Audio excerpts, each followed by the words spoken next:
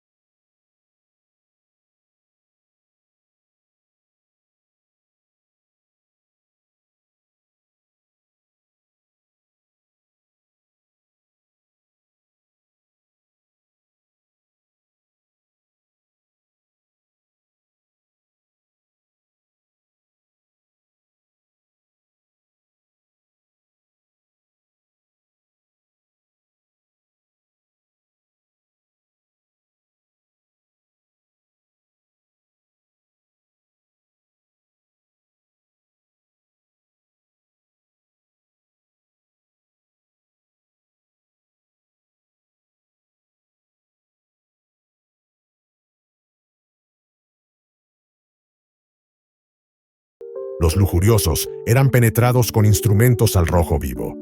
Los avaros hervían en calderos de oro fundido. Esta especificidad no era accidental. Cada persona podía ver exactamente qué tortura le esperaba por exactamente qué transgresión. Y porque las categorías de pecado eran tan amplias, porque prácticamente cualquier acto o pensamiento humano normal podía ser interpretado como alguna forma de transgresión, todos podían verse a sí mismos en esas imágenes de tormento eterno. El campesino que tomaba un trozo extra de pan, el comerciante que calculaba un precio favorable, la mujer que sentía un destello de deseo, todos podían proyectarse en esas representaciones del infierno. El miedo se volvía universal, precisamente porque era personalizable. No era una amenaza abstracta. Era una profecía vívida y específica de tu propio futuro si fallabas en controlar cada aspecto de tu ser. Pero el miedo solo no podía sostener el sistema indefinidamente. El terror constante es psicológicamente insostenible. Las personas eventualmente se adormecen ante amenazas que nunca se materializan de manera inmediata. Entonces la Iglesia introdujo el segundo vértice del triángulo: la culpa.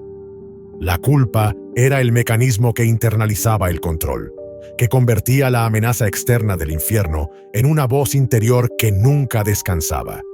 Y la maestría de la Iglesia medieval estaba en cómo construyó un sistema de culpa que era imposible de satisfacer. El concepto del pecado original aseguraba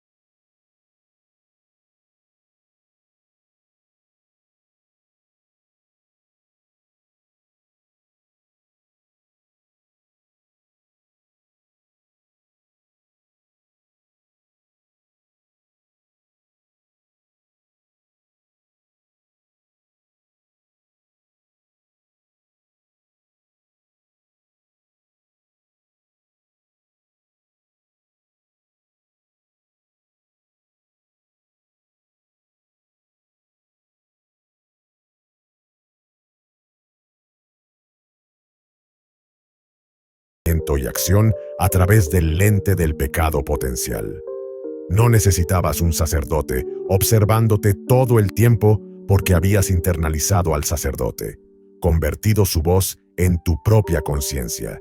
Y el acto mismo de confesión reforzaba tu culpa incluso mientras supuestamente te absolvía. Cada vez que confesabas, estabas confirmando que eras un pecador, que necesitabas la intervención institucional, que no podías confiar en tu propio juicio moral. La confesión te humillaba ritualmente, recordándote tu dependencia absoluta de la autoridad eclesiástica. Pero la confesión también contenía una trampa más sutil. El requisito de confesar todos los pecados, combinado con la amplitud imposible de lo que contaba como pecado, significaba que siempre había algo que olvidabas confesar, algo de lo que no eras consciente, algún pensamiento fugaz o impulso momentáneo que se te escapaba. Esto creaba una culpa residual permanente, una ansiedad de que quizás no habías confesado completamente, de que tu absolución era incompleta, de que algún pecado no confesado seguía contaminando tu alma. Y esta incertidumbre era funcional para el sistema. Te mantenía regresando, buscando constantemente la absolución completa que el sistema estaba diseñado para nunca otorgar realmente. Eras como un adicto persiguiendo un subidón que nunca duraba, atrapado en un ciclo de culpa, confesión, alivio momentáneo y nueva culpa que te aseguraba que nunca podías alejarte de la institución que había creado.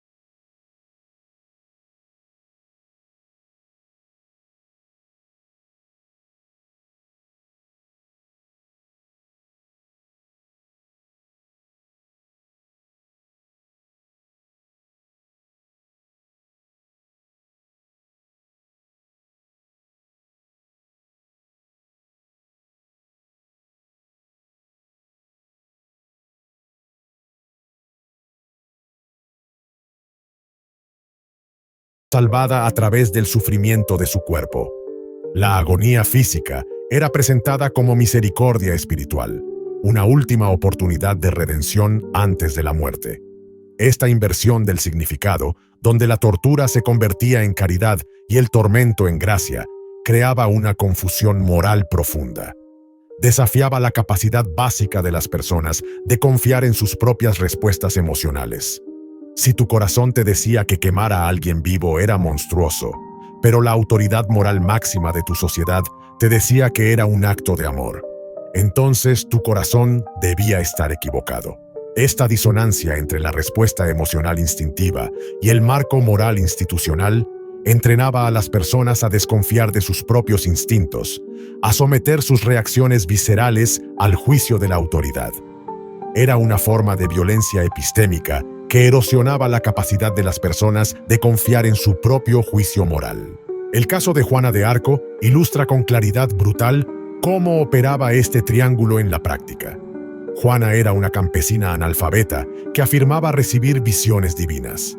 En circunstancias normales, tales afirmaciones hubieran sido descartadas o castigadas como locura o herejía.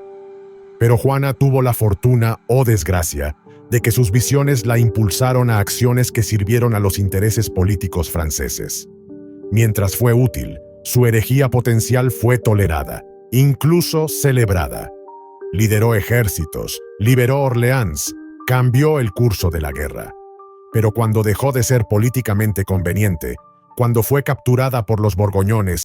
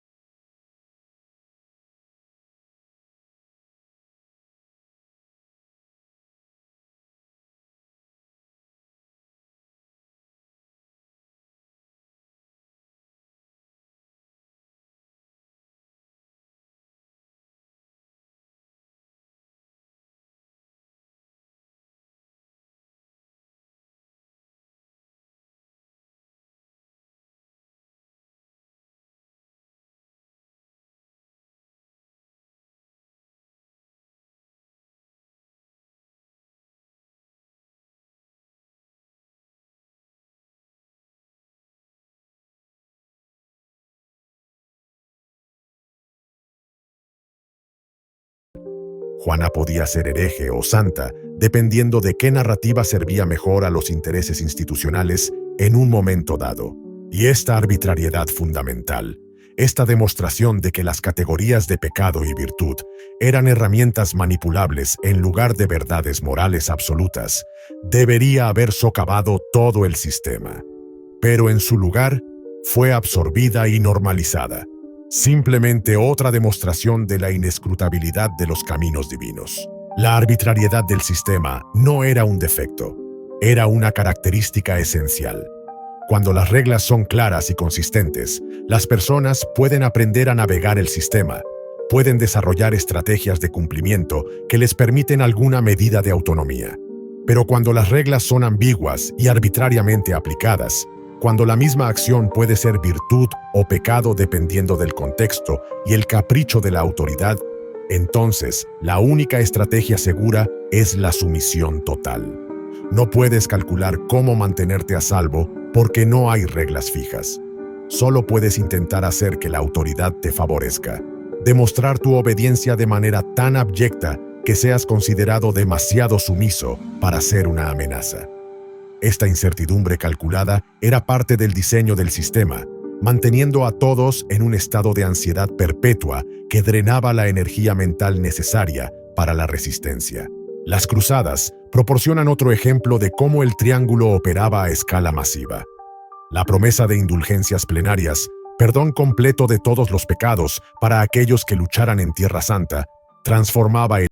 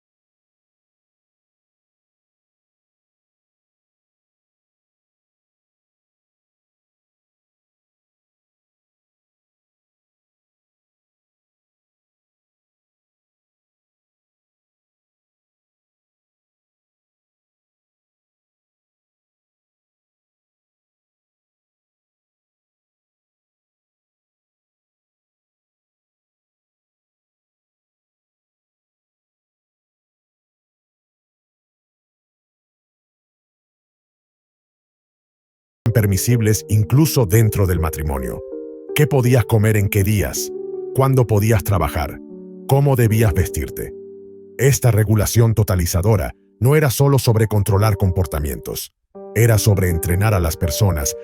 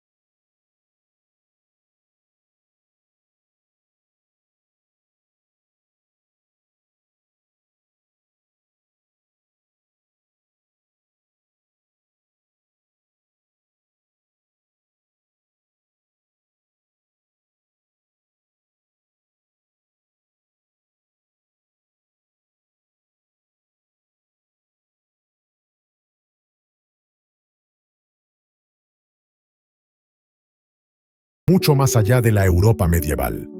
Las estructuras psicológicas que el triángulo creó, la asociación de culpa con existencia, la normalización del castigo como respuesta al desvío, la desconfianza de la autonomía individual en favor de la obediencia institucional, estas se infiltraron en la cultura occidental tan profundamente que persisten siglos después de que la Iglesia perdió su monopolio de poder.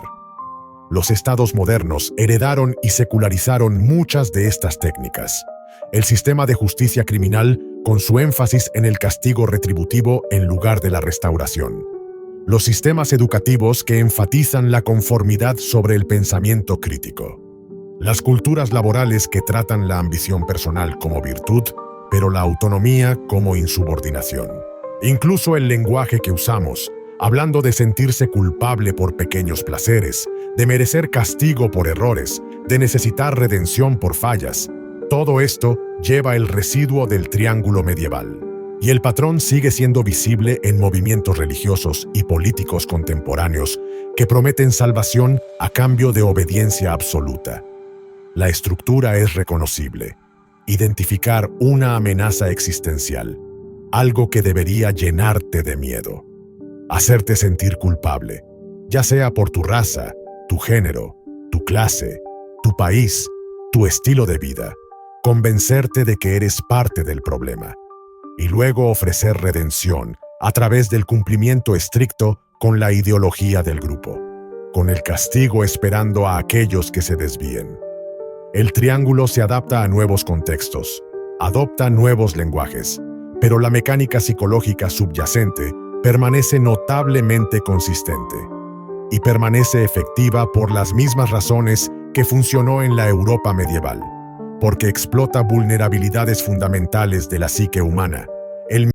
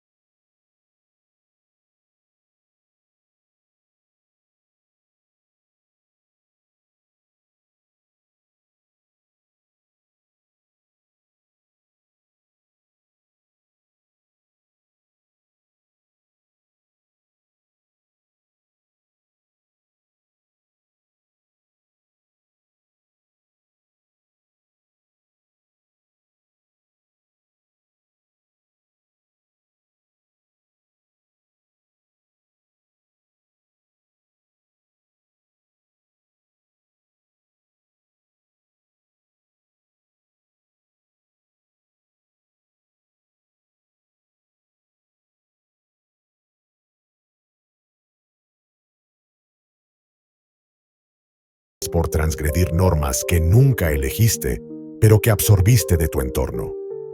¿Cuánto del castigo que experimentas, ya sea social, profesional o psicológico, es realmente proporcional a cualquier daño real que hayas causado y cuánto es simplemente el sistema reforzando su autoridad. ¿Cuántas de tus creencias más profundas sobre el bien y el mal, sobre lo que mereces y lo que debes, son realmente tuyas, versus qué tanto son ecos de sistemas de control que fueron instalados en tu mente antes de que fueras suficientemente consciente para cuestionar? El triángulo medieval está muerto como institución histórica específica, pero sus principios operativos siguen vivos, circulando a través de cada sistema que exige obediencia a cambio de protección contra amenazas que él mismo define. Y la única forma de comenzar a liberarte es preguntarte, ¿qué temes realmente? ¿Y quién te enseñó a temer eso? ¿De qué eres culpable realmente? ¿Y quién te convenció de que eras culpable? ¿Qué castigo esperas realmente? ¿Y quién se beneficia de que vivas anticipando ese castigo? Las respuestas pueden ser más inquietantes que el triángulo mismo.